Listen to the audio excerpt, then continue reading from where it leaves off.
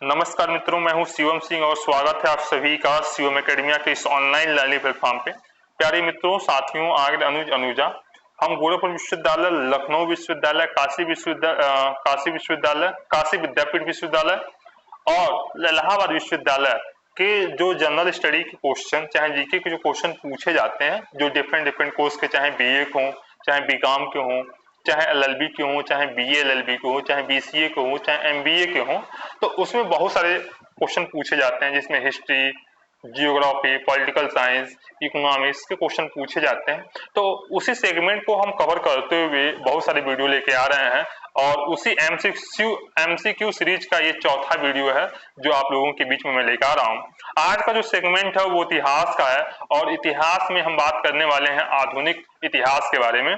और आधुनिक इतिहास में भी जो सबसे ज्यादा इंपॉर्टेंट क्वेश्चन पूछे जाते हैं वो ब्रिटिश सत्ता का विस्तार, किसके बारे में, कि जो ब्रिटिश सत्ता का जो विस्तार है बंगाल पे, मैसूर पे, पंजाब पे आदि के संदर्भ में जो भी एमसीक्यू बन सकते थे, अच्छा जो भी एमसीक्यू पूछे जा सकते हैं, वो सारे के सारे क्वेश्चन हम यहाँ पे डिस्कस करने वाले हैं। चलिए तो हम स्टार्ट करते हैं। सबसे पहला क्वेश्चन आप लोगों के सामने, और जो क्वेश्चन है वो सूची 1 को सूची 2 से मिलाना है। एक साइड में दिया है घटना और एक साइड में दिया है बंगाल का तत्कालीन गवर्नर। अच्छा, दिया है कि प्लासी का युद्ध कब हुआ था, तो ध्यान रहे कि प्लासी का युद्ध 1757 में हुआ था। द्वैध शासन लागू हुआ था 1765 में। बक्सर का युद्ध हुआ था 1764 में और बंगाल का अकाल कब पड़ा था, 1770 में। याद रखें कि प्लासी का जो युद्ध हुआ था वो 23 जून को हुआ था और वहीं बक्सर का जो युद्ध हुआ था वो 22 अक्टूबर को हुआ था। ये दोनों डेट याद रखिएगा, आगे हो सकता है कि डेट ही पूछ दे।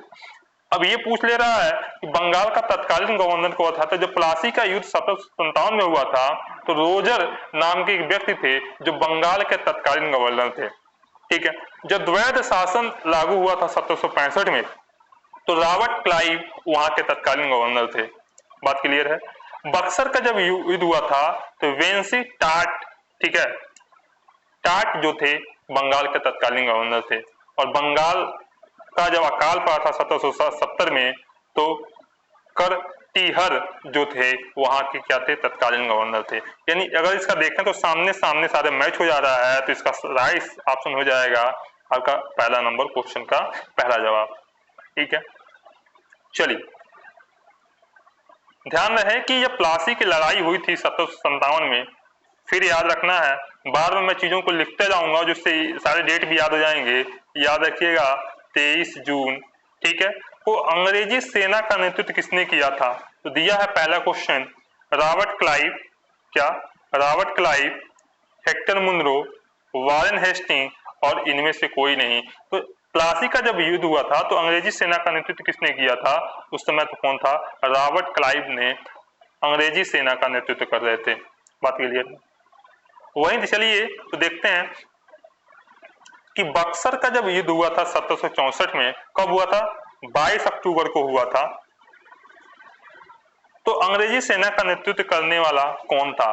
जब बात कर रहे हैं कि बक्सर का, तो ध्यान रहे कि रॉबर्ट क्लाइव, दूसरे नंबर पर वारेन हेस्टिंग, हेक्टर मुनरो या चार्ल्स आयरकूट। क्या सही ऑप्शन होगा, जरा सोचिए।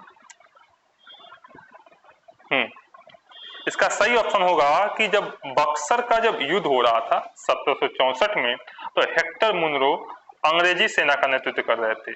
और इसी में क्या हुआ कि बंगाल पे अंग्रेजों का पूर्ण शासन हो गया।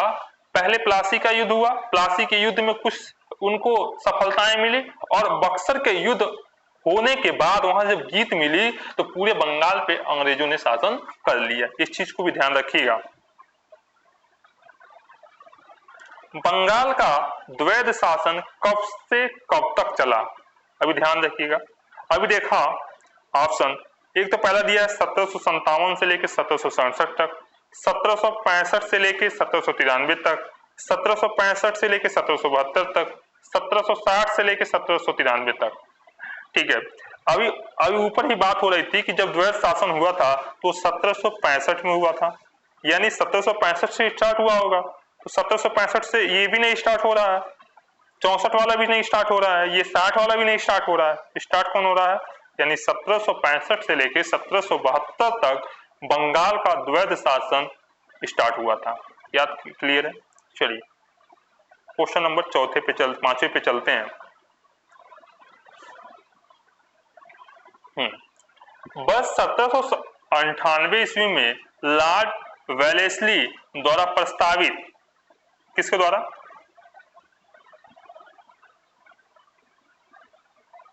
किसके द्वारा? ध्यान दें कि 1798 ईस्वी में लॉर्ड वेलेस्ली द्वारा प्रस्तावित सहायक संधि यानी सब्सिडरी अलायंस को स्वीकार करने वाला सबसे पहला भारतीय शासक कौन था? बताइए। अवध का नवाब, हैदराबाद का निजाम, कर्नाटक का नवाब, मैसूर का राजा। इसका राइट ऑप्शन क्या हो जाएगा? देखिए एसएससी 2002 में पूछा हुआ क्वेश्चन भी है। बताइए कि 1798 लॉर्ड वेलेस्ली द्वारा प्रस्तावित सहायक संधि में सबसे पहले स्वीकार करने वाला भारतीय शासक कौन था? बताइए। देखिए अवध का नवाब की तो बात ही नहीं है। हैदराबाद का निजाम जो था वो पहला भारतीय शासक था जो सहायक यानी सब्सिडरी अलायंस को स्वीकार करने वाला था। तो इसका राइट ऑप्शन क्या हो जाएगा? हैदराबाद का निजाम। चलिए, भारत का प्रथम गवर्नर जनरल व वायसराय था, कौन था भैया? भारत का प्रथम गवर्नर जनरल व वायसराय था, कौन था? जरा सोचिए। Lord Hasting, Lord Canning, Lord Minto, Lord Curzon. ये भी 2002 में क्वेश्चन पूछा गया है, ध्यान से सुनिएगा। तो इसका राइट ऑप्शन हो जाएगा लॉर्ड कैनिंग ऐसे थे जो भारत का प्रथम गवर्नर जनरल वायसराय थे। कौन थे? Lord Canning. कौन? Lord Canning. चलिए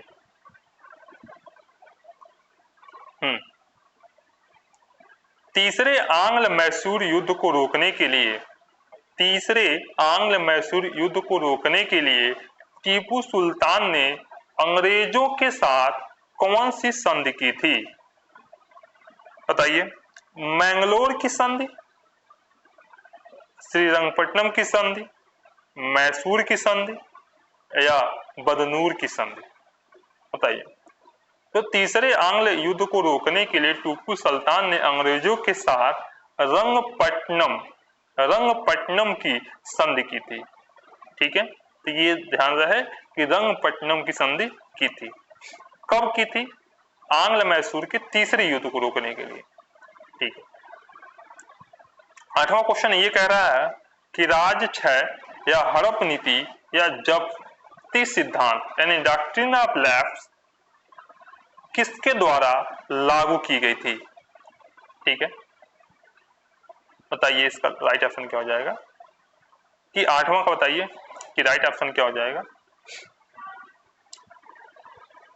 हेस्टिंग, कैनिंग, विलियम बेंटिंक और डलहौजी। तो आपको पता होना चाहिए कि जब्ती का सिद्धांत या डॉक्ट्रिन ऑफ लैप्स डलहौजी के द्वारा लाया गया था। किसके द्वारा लाया गया था? डलहौजी के द्वारा लाया गया था। ठीक है, जिसमें बहुत सारे राज्यों को इसी माध्यम से मिला लिया गया था, जिसमें सतारा, उदयपुर, झांसी, इस सब के बारे में बात होती है। ये जब 1757 की क्रांति पढ़ते हैं तो उससे पहले हम देख लेते हैं कि कैसे ये सारी राज्यों को मिलाया गया था, और उसका प्रमुख कारण इसी कारण से 1757 की क्रांति भी स्टार्ट होती है। चलिए 9 नंबर क्वेश्चन ये कह रहा है किस सिख गुरु ने फारसी में जफरनामा जफरनामा लिखा था? पहला है गुरु हरि राय, गुरु हरि किशन, गुरु गोविंद सिंह, गुरु तेग बहादुर। बताइए किस सिख गुरु ने फारसी में जफरनामा लिखा था? बताइए। तो गुरु गोविंद सिंह ने फारसी में जफरनामा लिखा था। क्या लिखा था? गुरु गोविंद सिंह ने फारसी में जफरनामा लिखा था। चलिए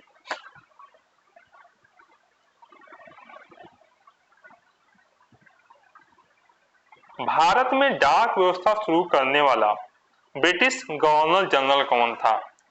बताइए। भारत में डाक व्यवस्था शुरू करने वाला ब्रिटिश गवर्नर जनरल कौन था? पहला ऑप्शन है Lord Dalhousie, Lord Wellesley, Lord Auckland और लॉर्ड वेंटिन। बताइए। तो भारत में डाक व्यवस्था शुरू करने का अगर श्रेय देखें तो ब्रिटिश कौन गवर्नर जनरल थे? लॉर्ड डलहौजी ने ही क्या किया था कि डाक व्यवस्था शुरू करने वाला ब्रिटिश गवर्नर था। चलिए, किस गुरु ने क्या है, किस गुरु ने गुरु नानक की जीवनी लिखी थी? सबसे ज्यादा इंपॉर्टेंट क्वेश्चन, किस गुरु ने, किस सिख गुरु ने गुरु नानक की जीवनी लिखी थी? ऑप्शन है गुरु अंगद देव ने, गुरु अमरदास ने, गुरु रामदास ने, गुरु अर्जुन देव ने। बताइए, इसका राइट ऑप्शन क्या हो जाएगा? मतलब गुरु अर्जुन देव ने ही, सिख गुरु थे कौन? गुरु अर्जुन देव ने गुरु नानक की जीवनी लिखी थी। इसका राइट ऑप्शन क्या हो जाएगा? गुरु अर्जुन देव जी ने। बात क्लियर है? अच्छा, चलिए, सिखों के सैन्य संप्रदाय खलासा पंथ, क्या खलासा पंथ का प्रवर्तक किसने किया था? हरिराम, हरकिशन, गोविंद सिंह, तेग बहादुर। बताइए।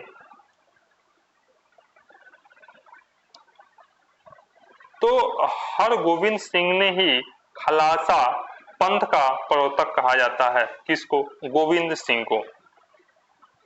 चलिए, 1757 में सिराजुद्दौला किसके द्वारा पराजित किया गया था?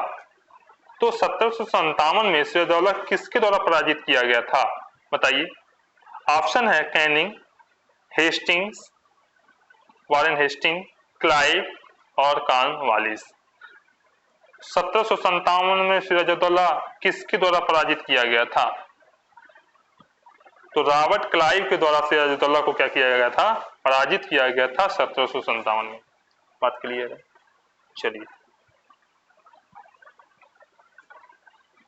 निम्नलिखित में से किस किस ने लॉर्ड वेलेस्ली के साथ सहायक संधि पे हस्ताक्षर किए थे?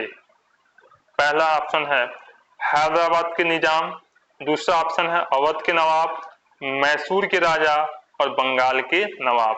ऑप्शन दिया है 1 और 2, 2 और 3, 1 2 4, 1 3, 1 2 3। बताइए।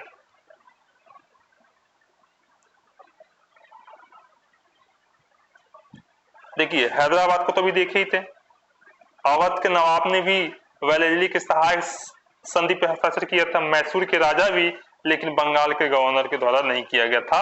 इसलिए इसका राइट ऑप्शन क्या हो जाएगा? 1 2 3, यानी पहला, दूसरा, तीसरा सही है, चौथा इसमें हस्ताक्षर नहीं किया गया था बंगाल के गवर्नर के द्वारा। ठीक है, चलिए, निम्नलिखित में से सिख गुरुओं का सही कालक्रम लिखिए या बताइए। दिया है नानक देव, रामदास, अमरदास, अंगद देव, या तेग बहादुर, रामदास, अर्जुन देव, गोविंद सिंह, गुरु नानक, अंगद देव, अर्जुन देव, अमरदास, रामदास, अर्जुन देव, तेग बहादुर। बताइए, इसका राइट ऑप्शन क्या हो जाएगा?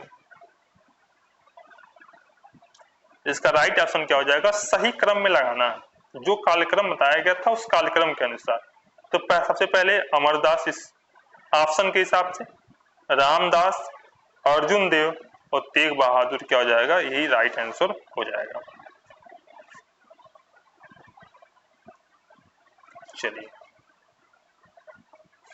सुगौली की संधि 1816 ईस्वी में किनके बीच संपन्न हुई थी?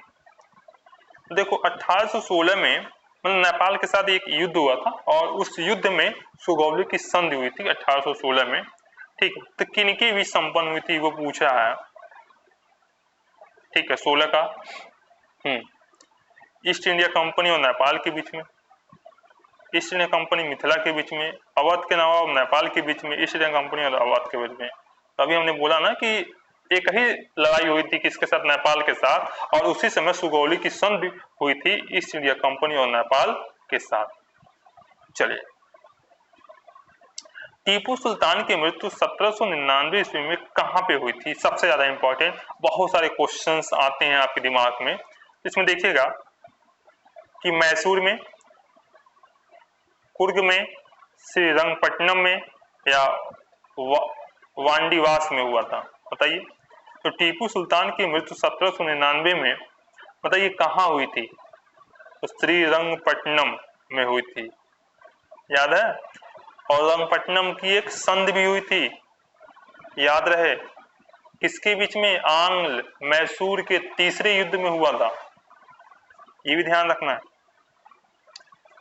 चलिए, हड़प नीति के अंतर्गत कौन से भारतीय राज्य कब्जे में किए गए थे, ध्यान दें। दिया है झांसी, नागपुर, त्रावणकोर, झांसी, नागपुर, सतारा, झांसी, सतारा, मैसूर, मैसूर, सतारा, भावनगर। तो इसमें हुई थी, झांसी भी था, नागपुर भी था और सतारा था। इसका राइट ऑप्शन हो जाएगा बी, ठीक है। देखिए, इसमें मैसूर नहीं था, न त्रावणकोर था, ठीक है, तो ये भी ऑप्शन कैंसिल हो जाता है, इसीलिए इसका राइट ऑप्शन क्या हो जाता है, ऑप्शन नंबर बी। चलिए,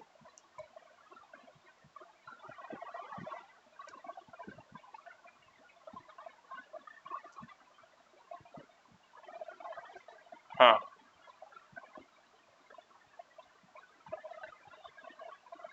चलिए, कह रहा है कि ठगी प्रथा के उन्मूलन के संबंध में गवर्नर जनरल कौन थे, ठीक है। तो ठगी प्रथा एक आई थी, उन्मूलन के संबंध में गवर्नर जनरल थे, कौन थे भैया, Cornwallis, batting, Dalhousie, Ripon. 19 number का राइट ऑप्शन बताइए कि ठगी जो प्रथा थी उसका उन्मूलन बैंटिंग ने किया था, याद रखें। वोडेयार, क्या वोडेयार के शासक थे, वोडेयार के शासक कौन थे, 20 का ऑप्शन बताइए। पहला है मैसूर रियासत, त्रावणकोर, विजयनगर। इसका राइट ऑप्शन हो जाएगा मैसूर रियासत, क्या, मैसूर रियासत। टीपू सुल्तान की राजधानी थी, चलिए, टीपू सुल्तान की राजधानी कहाँ थी, श्रीरंगपट्टनम, मैसूर, बंगलौर, भाग्यनगर। तो टीपू सुल्तान की राजधानी कहाँ थी, टीपू सुल्तान की राजधानी कहाँ थी, तो रंगपट्टनम में। इतनी बार आ रहा है रंगपट्टनम, ध्यान रहे। क्लाइव को बंगाल का गवर्नर बनाया गया था, क्लाइव को कब बनाया गया था, 1756 में, 1757 में, 1758 में, 1759 में, बताइए।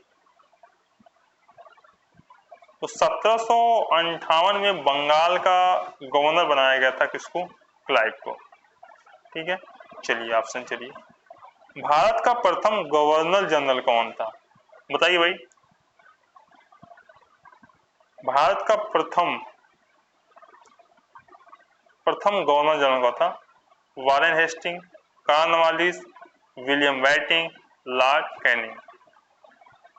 भारत का प्रथम गवर्नर जनरल कौन था, विलियम बैटिंग थे, बात क्लियर है। द्वैत शासन की नीति को किसने समाप्त किया, Lord Mountbatten, Curzon, Lord Ripon, Warren Hasting. 24 number का राइट ऑप्शन बताइएगा। सबसे पहले लॉर्ड माउंटेन होंगे ही नहीं, अब 3 में बताइए कौन सा सही होगा, Curzon, Warren Hasting, Lord Ripon. तो जो द्वैत शासन की जो नीति अपनाई गई थी, कब अपनाई गई थी, 1765 से लेके स्टार्ट हुई थी। तो इसमें वारेन जो हेस्टिंग थे उन्होंने क्या किया था, द्वैध जो शासन की जो नीति थी उसको समाप्त कर दिया। चलिए, अंग्रेजों का सर्वाधिक विरोध किसने किया था बताइए।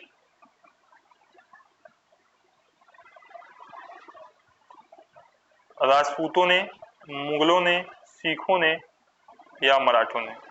अगर देखें कि अंग्रेजी का सर्वाधिक अगर विरोध करने वाला कोई अगर था तो मराठों ने ही किया था, और मराठों ने सबसे अधिक विरोध किया था।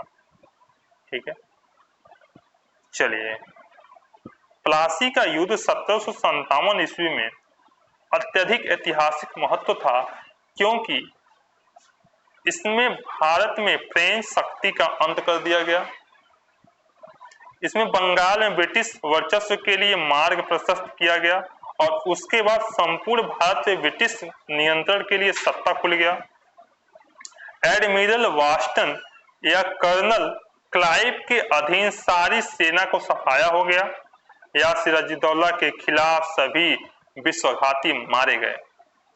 बताइए 1757 का जो युद्ध हुआ था उसका महत्वपूर्ण एजेंडा क्या था? अभी हमने बात कही थी कि इसमें बंगाल के ब्रिटिश वर्चस्व के मार्ग को क्या कह दिया था, प्रशस्त कर दिया गया था। उसके बाद संपूर्ण भारत पे ब्रिटिश नियंत्रण के लिए एक रास्ता खुल गया था। हमने कहा था 1757 की क्रांति से थोड़ी सी सफलता किसको मिली, ब्रिटिश गवर्नमेंट को मिली, और फिर 1764 में जब बक्सर का युद्ध हुआ तो पूरे बंगाल पे ब्रिटिश ने अपना क्या कर लिया, कब्जा कर लिया। उसके बाद उनका रास्ता पूरे भारत में खुल गया नियंत्रण करने का। चलिए, ब्रिटिश सरकार भारतीयों को आधुनिक शिक्षा देना चाहती थी। ब्रिटिश सरकार भारतीयों को आधुनिक शिक्षा देना चाहती थी। इसमें उनका उद्देश्य क्या था? क्या उद्देश्य था भैया? अगर ब्रिटिश सरकार भारतीयों को आधुनिक शिक्षा देना चाहती थी तो उनका क्या उद्देश्य रहा होगा?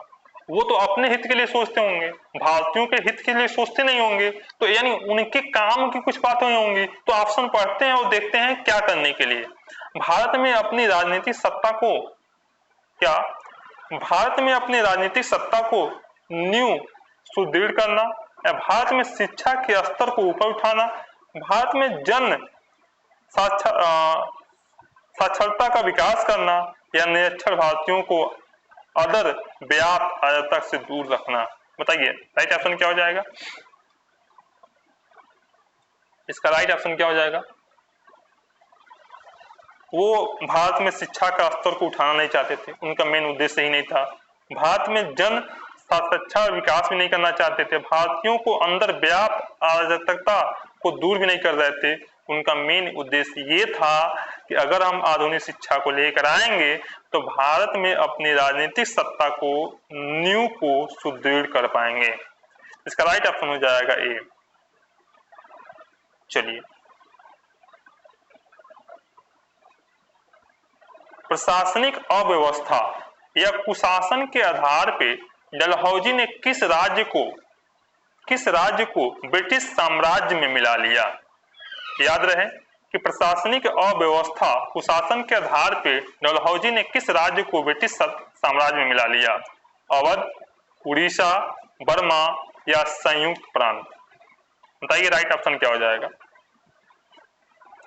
ध्यान रहे कि प्रशासनिक अव्यवस्था के आधार पर डलहौजी ने अवध को ब्रिटिश साम्राज्य में मिला लिया।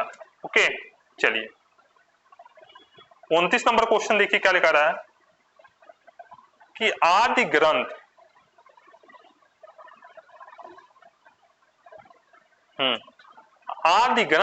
किसने संकलित किया था? बताइए, गुरु नानक देव ने, गुरु रामदास ने, गुरु अर्जुन देव ने, गुरु गोविंद सिंह ने? इसका राइट ऑप्शन क्या हो जाएगा? आदि ग्रंथ गुरु अर्जुन ने संकलित किया था। इसका राइट ऑप्शन क्या हो जाएगा? सी। जब भारत में आधुनिक शिक्षा प्रणाली की नींव किससे पड़ी? ध्यान रहे, ऑप्शन देखिएगा। मैकाले की बात लोग करते हैं 1813 के चार्टर अधिनियम से, 1835 में मैकाले के मिनट से, 1882 में हंटर आयोग से, 1854 के वुड के डिस्पैच से। बताइए 30 का ऑप्शन क्या हो जाएगा? तो 1835 में मैकाले की मिनट से क्या होता है? आधुनिक शिक्षा की नींव रखनी स्टार्ट होती है।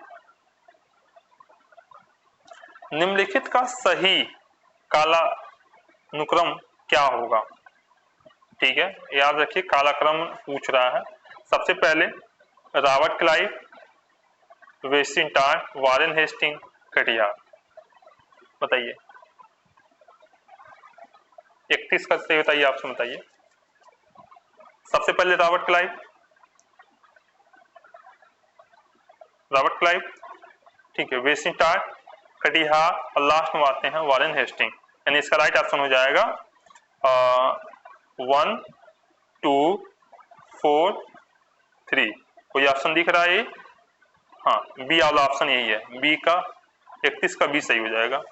चलिए, भारत में ईस्ट इंडिया कंपनी की सफलता का राज था। चलिए देख लेते हैं क्या राज था भैया। भारत में राष्ट्रीय भावना की कमी, एक तरह से मान सकते हैं। कंपनी की सेना को पश्चिमी प्रशिक्षण मिला तथा उनके पास आधुनिक हथियार थे। हाँ बिल्कुल थे। भारतीय सैनिकों में राष्ट्रीय भावना का अभाव था। बिल्कुल बिल्कुल, यानी अगर देखें तो ये तीनों बातें सही होती हैं। यानी 32 का राइट ऑप्शन क्या हो जाएगा? डी, 32 का डी। चलिए,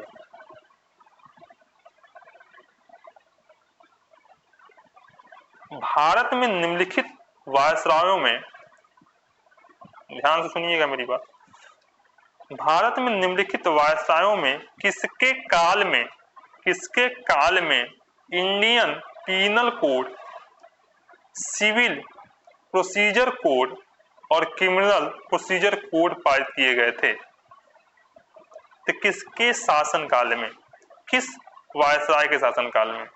Lord Mayo, Lord Dalhousie, Lord Canning, Lord Dufferin. बताइए तो। आईपीसी याद होगा, सीआरपीसी, ये सब बताइए कब हुआ था, किसके शासन काल में आया था? कुछ याद है? 1861 की कुछ याद आ रही है आप लोगों को? हाँ बताइए। 63, 35 का सी, लॉर्ड कैनिंग के शासनकाल में हुआ था।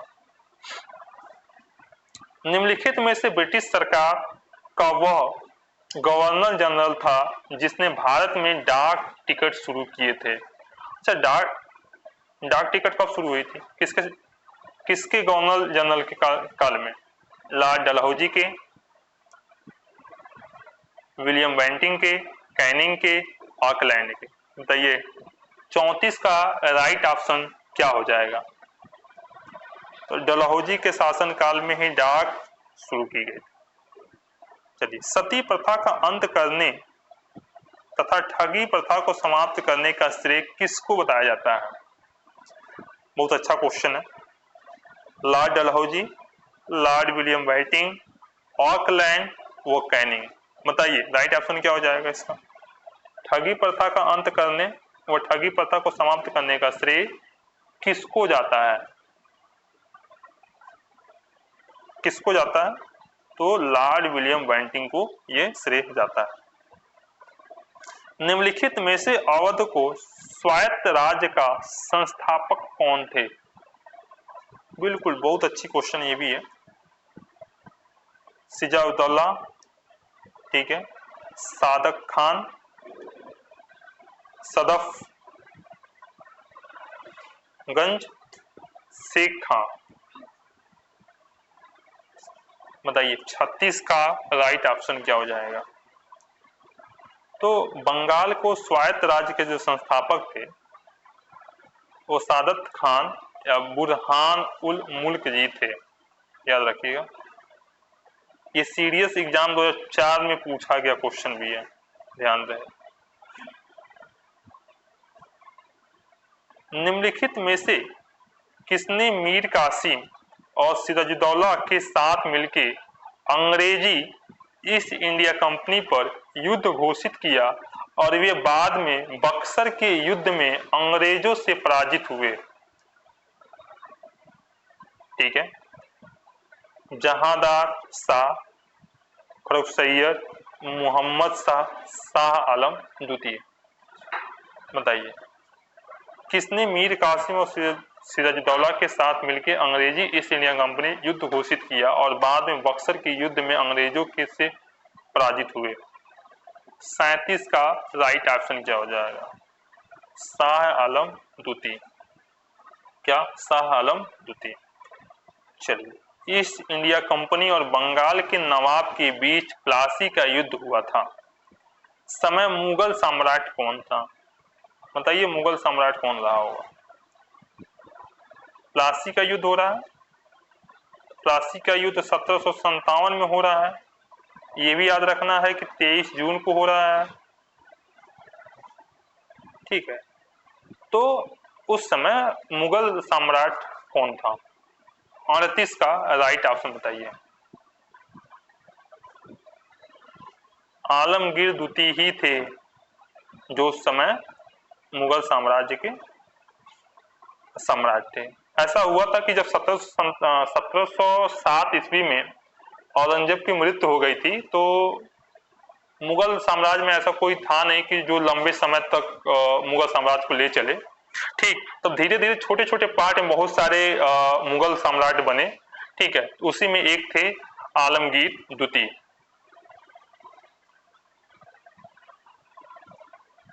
ईस्ट इंडिया कंपनी के नेतृत्व में रॉबर्ट क्लाइव का उत्तराधिकारी निम्नलिखित में से कौन था? वेटिंग, कॉर्नवालिस, वारेन हेस्टिंग, वेलेस्ली। बताइए ईस्ट इंडिया कंपनी के नेतृत्व में रॉबर्ट क्लाइव का उत्तराधिकारी निम्नलिखित में से कौन था?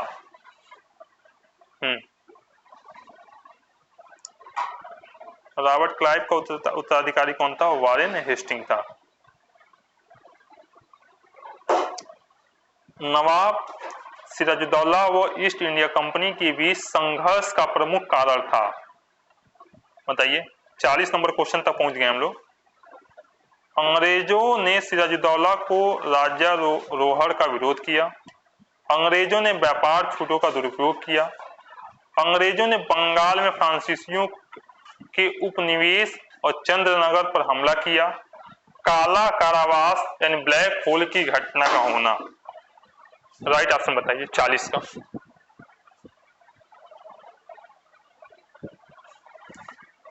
नवाब सिराजुद्दौला और ईस्ट इंडिया कंपनी के बीच जो संघर्ष का प्रमुख कारण था कि जो अंग्रेजों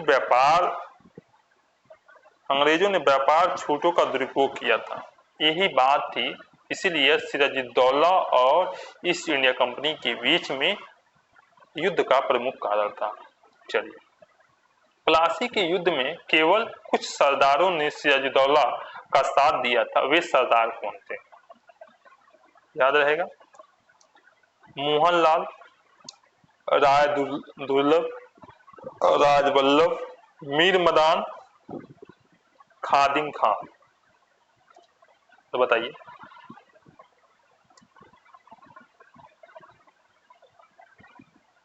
हाँ, बताइए तो। मोहनलाल ने सरदारों ने सिराजुद्दौला का साथ दिया था, राय दुर्लभ में साथ नहीं दिया था, राजवल्लभ में भी साथ नहीं दिया था, मीर मदान ने सिराजुद्दौला का साथ दिया था, खादिम खान भी ने उसका साथ नहीं दिया था। इसका राइट ऑप्शन हो जाएगा 1 और 4। 1 और 4 कोई ऑप्शन में दे रहा है? 1 2 4 बिल्कुल नहीं, 2 4 नहीं, 1 4 हाँ, यही ऑप्शन क्या हो जाएगा? सही हो जाएगा। यानी 41 का देखें तो 41 का सी ऑप्शन सही हो जाएगा। अच्छा, लाल कोठरी यानी ब्लैक होल की घटना जिसमें 146 में से 123 लोग को एक छोटी कोठरी में बंद कर दिए जाने के कारण मर गए थे, कहां घटी थी? ये घटना कहां घटी थी? बताइए तो। 42, मुर्शिदाबाद, ढाका, मुंगेर, कलकत्ता।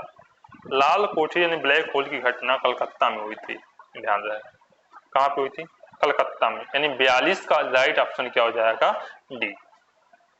चलिए, प्लासी के युद्ध के बाद, प्लासी के युद्ध के बाद भारत के लिए शाश्वत दुख की काली रात का आरंभ हुआ, यह किस बांग्ला कवि का कथन था? बताइए, ये जो लाइन लिखी गई है ये किस बांग्ला कवि का कथन था? रविन्द्रनाथ टैगोर, बंकिम चंद्र चटर्जी, काली नजरुल इस्लाम या नवीन चंद्र सेन? बताइए। रविन्द्रनाथ टैगोर तो होंगे नहीं, उस समय की बात ही नहीं है। बंकिम चंद्र चटर्जी नहीं। ठीक है, तो इसका राइट ऑप्शन हो जाएगा आपका नवीन चंद्र सेन। ओके, चलिए, किस इतिहासकार ने 1765 से लेकर 1772 ईस्वी तक कंपनी के राज्य को, द्वैध शासन काल को डाकुओं का राज्य की संज्ञा दी गई थी? याद रखना है कि द्वैध शासन कब स्टार्ट हुआ था? 1765 से लेकर 1772 में। डाकुओं का राज्य की संज्ञा किसने दी थी? उसमें ऑप्शन दिया है ददुनाथ सरकार, के एम ताराचंद और इनमें से कोई नहीं। तो 44 का राइट ऑप्शन क्या हो जाएगा? के एम परिक्कर। ठीक है, ध्यान रहे। हाँ, सुरक्षा प्रकोष्ठ नीति, ring fence policy, ring fence policy यानी सुरक्षा प्रकोष्ठ नीति संबंधित था, किससे संबंधित था? Warren Hasting, Lord Dalhousie, Henry Lawrence या लॉर्ड हेस्टिंग से? बताइए, किससे संबंधित था? हाँ, 45 का वॉरेन हेस्टिंग जो था, सुरक्षा प्रकोष्ठ नीति किससे संबंधित था? वॉरेन हेस्टिंग से था। चलिए, इलाहाबाद की संधि 1765 के बाद रॉबर्ट क्लाइव ने मुर्शिदाबाद का उप दीवान किसने बनाया था? इलाहाबाद की जब संधि हुई थी, मतलब जब अंग्रेजों से जो बंगाल के जो गवर्नर थे वो हार गए, तो वहाँ कई लोग मिलके वो युद्ध लड़े थे। ठीक है, तो उसी में एक इलाहाबाद की संधि हुई थी अवध के नवाब के साथ साथ। तो उसके बाद रॉबर्ट क्लाइव ने मुर्शिदाबाद का उप दीवान किससे बनाया था? मोहम्मद रजा खान, राजा सिताब राय, राय दुर्लभ और सैयद गुलाब हुसैन? बताइए। 46 का ऑप्शन क्या हो जाएगा? मोहम्मद रजा खान को क्या किया गया था? मुर्शिदाबाद का उप दीवान बनाया गया था। चलिए, हम आ जाते हैं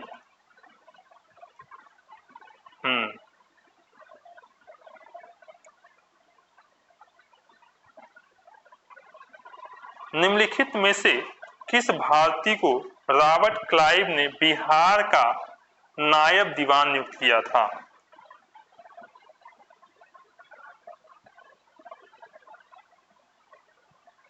हाँ, बताइए। निम्नलिखित में से किस भारतीय को रॉबर्ट क्लाइव ने बिहार का नायब दीवान घोषित किया था? अमीर चंद, मानक चंद, राय दुर्लभ, राजा सिताब राय? रॉबर्ट क्लाइव ने बिहार का नायब दीवान किसे नियुक्त किया था? बताइए तो। 47 का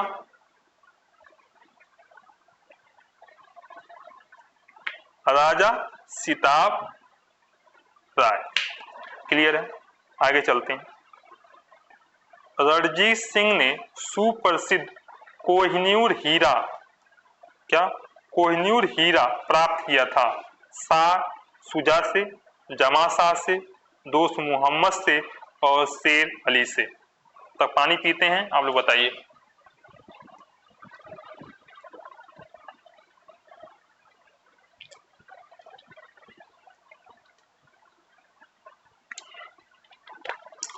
तो रणजीत सिंह ने सुप्रसिद्ध कोहिनूर हीरा कहां से प्राप्त किया था?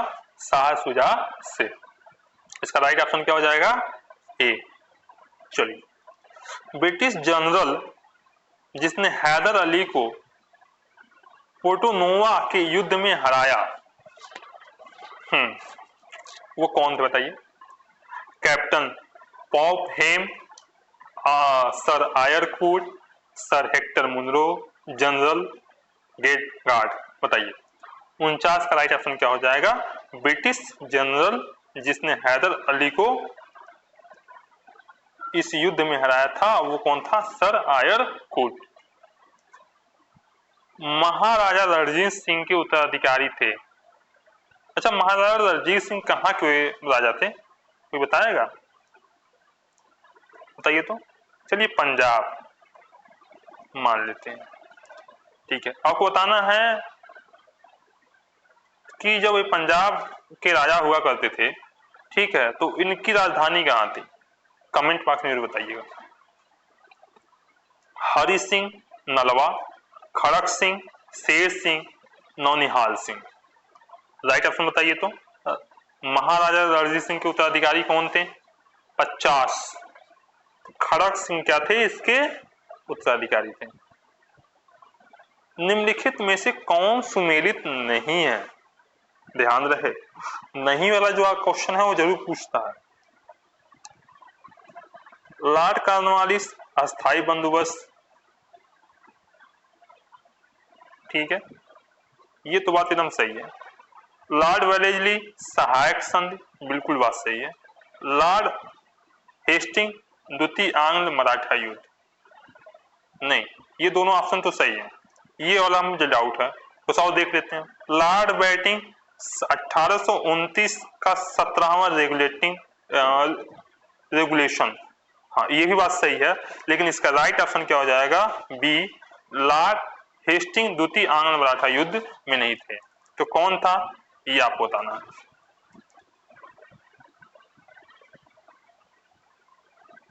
हाँ,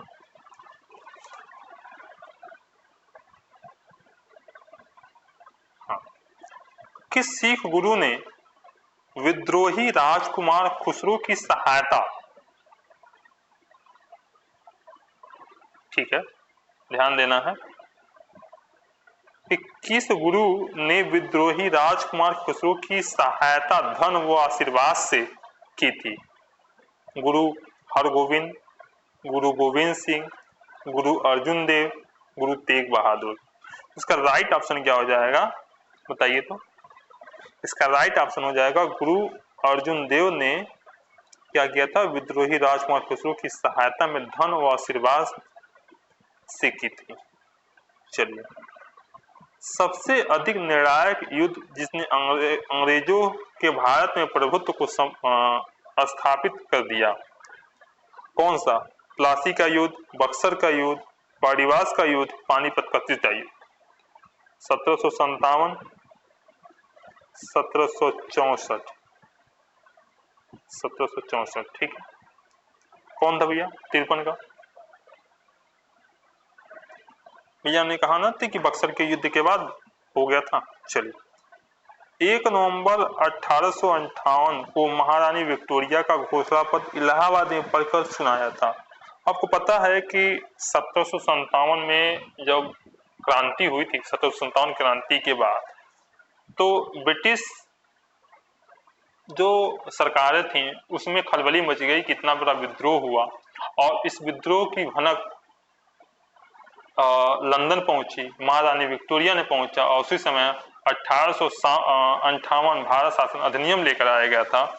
और वही पूछ रहा है कि महारानी विक्टोरिया ने घोषणा इलाहाबाद में पढ़कर सुनाया था, घोषणा पढ़ के सुनाया था, किसने सुनाया था याद रखना है।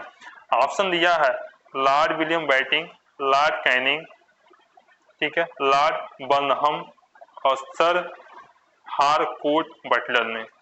राइट ऑप्शन क्या हो जाएगा 54 का? तो लॉर्ड कैनिंग ने ही ये बात पढ़ के सुनाया था।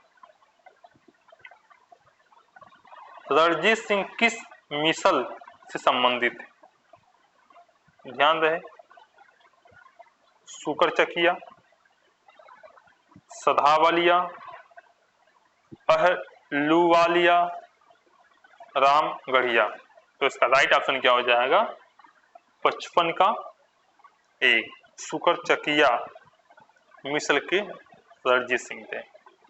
चलिए, तथा कथित कुशासन के आधार पे किस गवर्नर जनरल ने मैसूर राज्य के प्रशासन को ले लिया था? लॉर्ड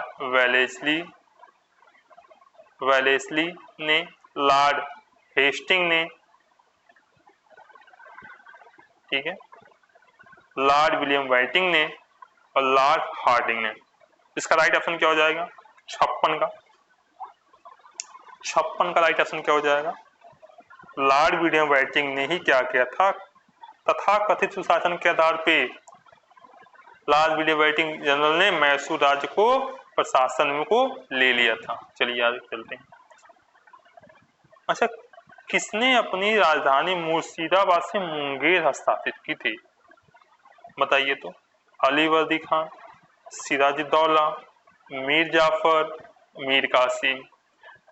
1700, बताइए तो, अपनी राजधानी मुर्शिदाबाद से मुंगेर किसने हस्तांतरित की थी? अलीवर्दी खान या सिराजुद्दौला या मीर जाफर या मीर कासिम? बताइए इसका राइट ऑप्शन क्या हो जाएगा? मीर कासिम ने ही क्या किया था? मुर्शिदाबाद से मुंगेर अपनी राजधानी हस्तांतरित की थी। तो किसकी समाधि के कारण नंदेड़ गुरुद्वारा सिखों द्वारा पवित्र माना जाता है? बताइए। गुरु रामदास, गुरु अंगद, गुरु अर्जुन देव, गुरु गोविंद सिंह। इसका राइट ऑप्शन क्या हो जाएगा? किसकी समाधि के कारण नंदेड़ गुरुद्वारा सिखों द्वारा पवित्र माना जाता है? 58 का राइट ऑप्शन बताइए। तो गुरु गोविंद सिंह के द्वारा। अच्छा, बक्सर का युद्ध 1764 के समय दिल्ली का शासक कौन था? बताइए भाई। औरंगजेब तो रहा नहीं होगा। चलिए, शाह आलम लोधी ही ऑप्शन हो जाएगा क्या?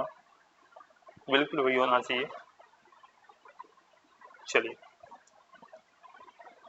टीपू सुल्तान अंग्रेजों के साथ युद्ध में मारे गए थे। कब मारे गए थे? 1857, 1799, 1793, 1769। बताइए, टीपू सुल्तान कब मारे गए थे? 60 का आंसर बताइए। 57 तो बहुत दूर हो गया भैया। 93 भी नहीं, 69 भी नहीं, 1799 ईस्वी में। चलिए, किसके शासनकाल में ब्लैक होल दुर्घटना घटित हुई थी? अच्छा, ब्लैक होल की घटना कहाँ हुई थी? ब्लैक होल की घटना कहाँ हुई थी? कहाँ हुई थी? कलकत्ता में हुई थी। ठीक है, तो ध्यान रहे। अलीवर्दीन खान किसके शासनकाल में हुआ था? मीर जाफर, सिराजुद्दौला, मीर कासिम। राइट ऑप्शन बताइए।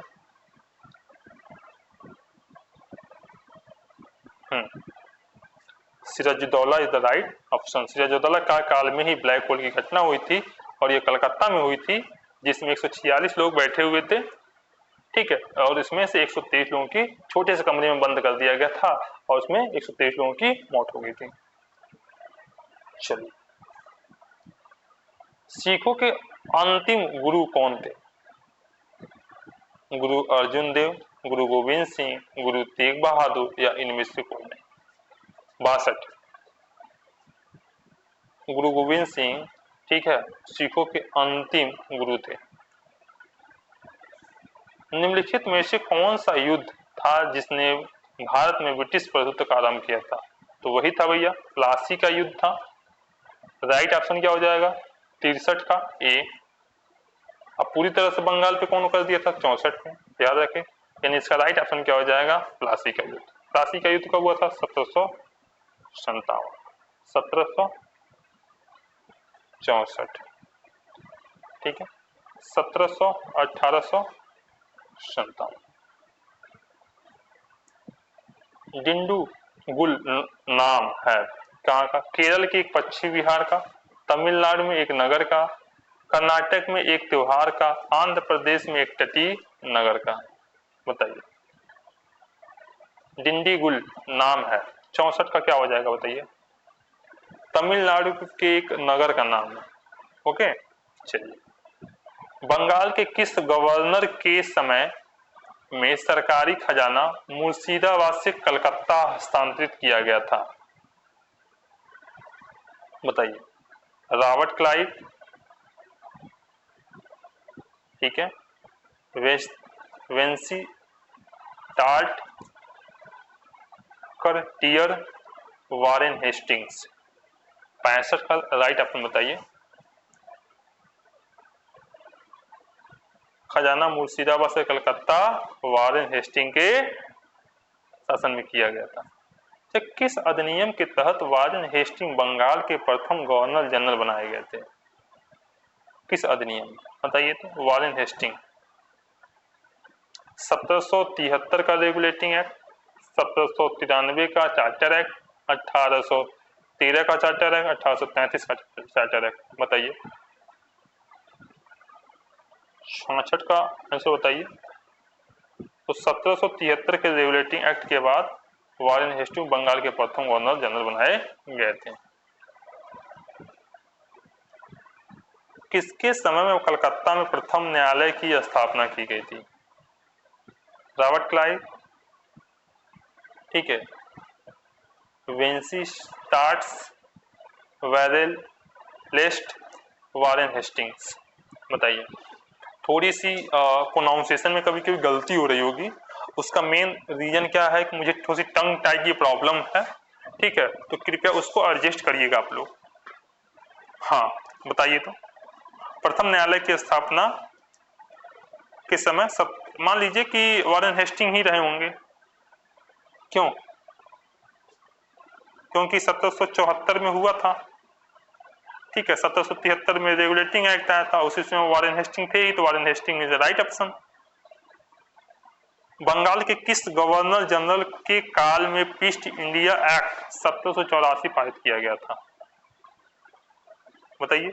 Warren Warren Hasting, Cornwallis, Wellesley, Lord Minto.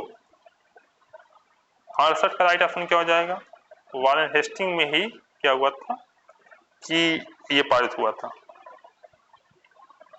चलिए।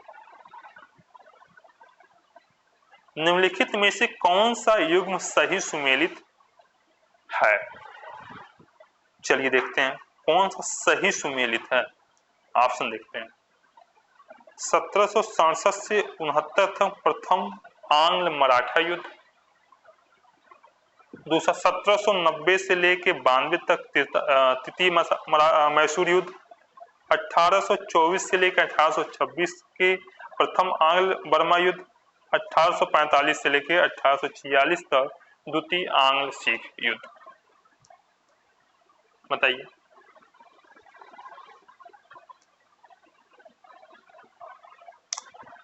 तृतीय जो हुआ था तो तृतीय मैसूर युद्ध 1790 से लेकर 92 तक, ठीक है, ये बात एकदम बिल्कुल सही है।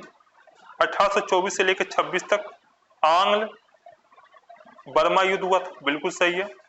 1767 से लेके इसका राइट ऑप्शन क्या हो जाएगा? 2 और 3 कहीं है तो मान लीजिए वही ऑप्शन सही हो जाएगा, ठीक है। ये दोनों ऑप्शन गलत है, इस समय नहीं हुआ था, आगे हम देखेंगे भी। सिख गुरुओं से संबंधित निम्नलिखित कथनों पर विचार कीजिए, ठीक है। बंदा बहादुर को गुरु तेग बहादुर ने सिखों का सैन्य प्रमुख नियुक्त किया था। चलिए मान लेते हैं, देखते हैं, मानते हैं, पढ़ते हैं स्टेटमेंट। गुरु गोविंद सिखों ने गुरु और गुरु रामदास के पश्चात बने। गुरु अंगद देव ने सिखों को उनकी अपनी लिपि गुरुमुख की थी।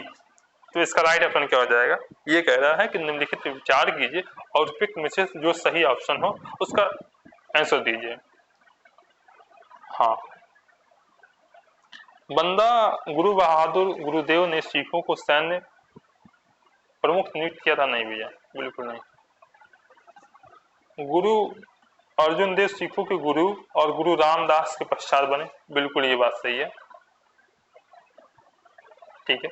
गुरु अंगद या अंगद देव ने सिखों को उनकी अपनी लिपि गुरुमुख की थी। बिल्कुल सही। इसका राइट ऑप्शन हो जाएगा 2 और 3।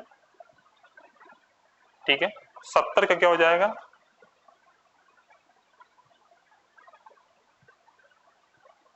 सत्तर का 2 और 3। बात क्लियर है, आगे बढ़ते हैं। भारत में ब्रिटिश शासन के दौरान निम्नलिखित राजश्री राज्यों पर विचार कीजिए। याद रहे, झांसी, संबलपुर, सतारा। सही क्रम लगाना है। सतारा पहले आ जाएगा। सतारा दे रहा कहीं ऑप्शन सी 3, कुछ याद आ रहा है? 71। ठीक है, 1848 संबलपुर फिर झांसी। राइट ऑप्शन क्या हो जाएगा? 2 3 2 1। ठीक है, सबसे पहले सतारा, उसके बाद संबलपुर, उसके बाद झांसी। राइट, चलिए क्वेश्चन नंबर हम पहुंच जाते हैं 72 पे। निम्नलिखित भारतीय शासकों में से कौन था जिसने विदेशों में आधुनिक पद्धति से दूतावास स्थापित किए थे? हैदर अली, मीर कासिम, शाह आलम द्वितीय या टीपू सुल्तान? बताइए तो इसका राइट ऑप्शन क्या हो जाएगा? निम्नलिखित में से भारतीय शासकों में से वो कौन था जिसने विदेशों में आधुनिक पद्धति से दूतावास स्थापित किया था? 72।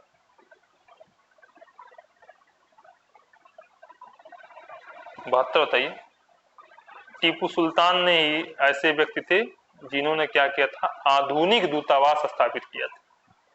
ये कैसे बोल सकते हैं? इतना इजी क्वेश्चन भाई। हाँ, ब्रिटिश भारतीय राज्य क्षेत्र का अंतिम प्रमुख विस्तार हुआ डफरिन के समय, डलहौजी के समय, लिंटन के समय, कर्जन के समय। 73। तो डलहौजी के शासन काल में क्या हुआ था? अंतिम प्रमुख विस्तार हुआ था। ओके, चलिए सूची 1 को सूची 2 से मैच करिए। ठीक है, तो 1775, 1780, 1824, 1838 तभी देखा था कि प्रथम आंग्ल बर्मा हुआ था 24 में से। इसको पहले हम मैच कर लेते हैं यहाँ पे, कोई दिक्कत यहाँ तक? ठीक है, 1775 में प्रथम आंग्ल मराठा युद्ध हुआ था। 74। ठीक है, 1780 में द्वितीय आंग्ल मैसूर युद्ध हुआ था। ठीक, और 1838 में प्रथम आंग्ल अफगान युद्ध हुआ था। ठीक है, तो इसका राइट ऑप्शन क्या हो जाएगा? 1 का 3, 1 का 3, 1 का 3 यहाँ पे भी है, देखते हैं। 2 का 4, 2 का 4 यहाँ भी है, 2 का 4 यहाँ भी है। ठीक है, आगे बढ़ते हैं। 3 का 1, 3 का 1, सी का 3, यानी ये ऑप्शन, यानी ये भी कैंसिल। ये तो दोनों ऊपर से कैंसिल हो ही रहे थे। और डी का 2, तो यानी राइट ऑप्शन क्या हो जाएगा इसका? 74 का सी। ठगों के दमन में निम्नलिखित में से कौन संबंध था? जनरल हेनरी, कर्नल स्लरीमैन, ठीक है, इसके बाद है Alexander Vance, Robert, Captain Robert. तो ठगों के दमन में कौन था संबंधित था? बताइए। 75 का कर्नल स्लीमैन। चलिए सूची 1 को सूची 2 के साथ सुमेलित कीजिए। बहादुर शाह प्रथम, फरूख सैयद, मोहम्मद शाह, बहादुर शाह द्वितीय। चलिए बताइए।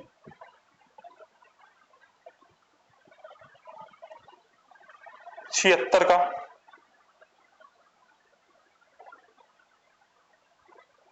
तो बहादुर शाह द्वितीय की उपाधि शाह ए वेखर की मिली थी। फरुखसैयद को मुगल वंश का घृणित कायर को मिला था। मोहम्मद शाह को रंगीला का, बहादुर शाह द्वितीय को जफर का। इसका राइट ऑप्शन क्या हो जाएगा? ए। चलिए, 1707 ईस्वी में औरंगजेब की मृत्यु के बाद मोहम्मद, ठीक है, मोहम्मद मुअज्जम किस नाम से मुगल राज सिंहासन पर बैठा? बताइए। मोहम्मद शाह, बहादुर शाह प्रथम, जहांदार शाह या शाह आलम द्वितीय? बताइए। मोहम्मद मुअज्जम किस नाम से मुगल राज सिंहासन पे बैठा? तो बहादुर शाह प्रथम, याद रहे। बहादुर शाह प्रथम की मृत्यु के बाद जहांदार शाह मुगल सिंहासन पर आसीन हुआ, वह किसकी सहायता से सम्राट बना? ठीक है। जुल्फिकार खां, हुसैन अली खान, अब्दुल्ला खां, इनमें से कोई नहीं। 78 का। तो जुल्फिकार खां के द्वारा ये सम्राट बना था। चलिए, फर्रुखसैयद किसके सहयोग से मुगल बादशाह बना? फर्रुखसैयद किसके सहयोग से मुगल बादशाह बना?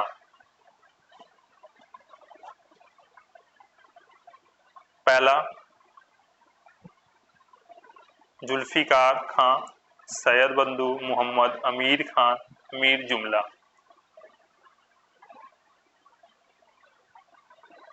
तो कौन? सैयद बंधु के सहयोग से फर्रुखसैयद मुगल बादशाह बना। अच्छा, यह निप निर्माता, किंग मेकर के रूप में किसे जाना जाता था? मीर जुमला, जुल्फिकार खां, किलिच खां, सैयद बंधु। 80 का ऑप्शन बताइए। जाना।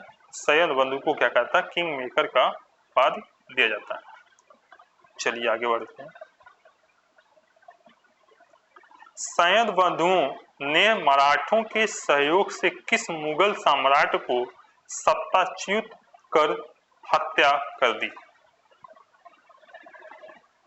जहांदार शाह, फर्रुखसैयद, रफी उद दरजात, रफी दौला। 81 का राइट ऑप्शन बताइए। फर्रुखसैयद। क्या हुआ था कि जो फर्रुखसैयद थे, सैयद वंशुओं ने मराठों के सहयोग से मुगल साम्राज्य को सत्तायुग से हत्या कर दी। चलिए,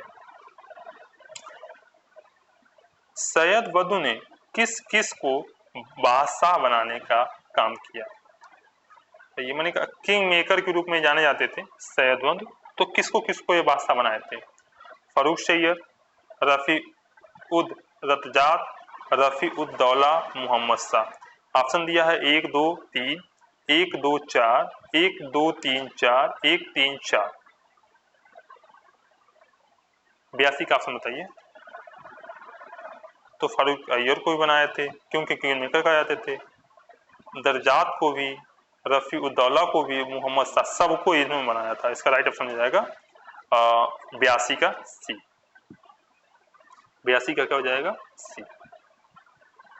सैयद बंधुओं का पतन किसके समय में हुआ था? बताइए तो। फर्रुखसैयद, रफी उद दरजात, मोहम्मद शाह और शाह आलम द्वितीय। तो जो सैयद बंधुओं का जो पतन का समय था वो मोहम्मद शाह में के काल में हुआ था। 83 का सी। ओके, चलिए आगे चलते हैं। किस मुगल बादशाह का मूल नाम रोशन अख्तर था? किस मुगल बादशाह का नाम बताइए तो? रोशन अख्तर था। अहमद शाह रंगीला, शाह आलम द्वितीय, बहादुर शाह द्वितीय या इनमें से कोई नहीं? बताइए। मोहम्मद शाह रंगीला जो थे उन्हीं को उनका नाम रौसल अख्तर था, ध्यान रहे। अवध, हैदराबाद, भरतपुर, रुहेलखंड, फर्रुखाबाद किस मुगल शासन के समय स्वतंत्र हुए? फर्रुख सैयद, मोहम्मद शाह रंगीला, अहमद शाह, शाह आलम द्वितीय। भारत पर आक्रमण करने वाले किस ईरानी शासक को ईरान का हम आगे चले गए। अवध, हैदराबाद, भरतपुर, रुहेलखंड, फर्रुखाबाद किस मुगल शासन के समय में स्वतंत्र हुआ था? फर्रुख सैयद, मोहम्मद शाह रंगीला, अहमद शाह और शाह आलम द्वितीय। बताइए तो 85 का राइट ऑप्शन क्या हो जाएगा?